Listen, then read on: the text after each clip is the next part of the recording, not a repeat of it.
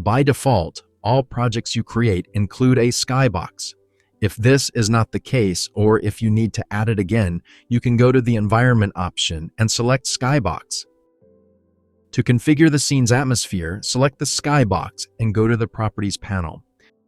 Here, you can adjust properties like azimuth and elevation to control the sun's position.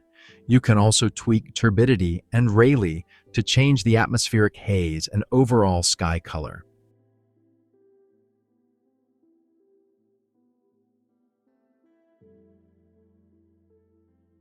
To use a custom skybox, load a 360-degree equirectangular image and place it directly into your scene.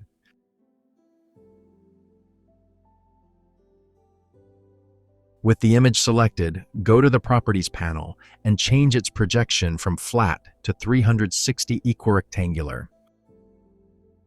Finally, scale the image up so it fully surrounds your environment, creating a seamless and immersive custom sky.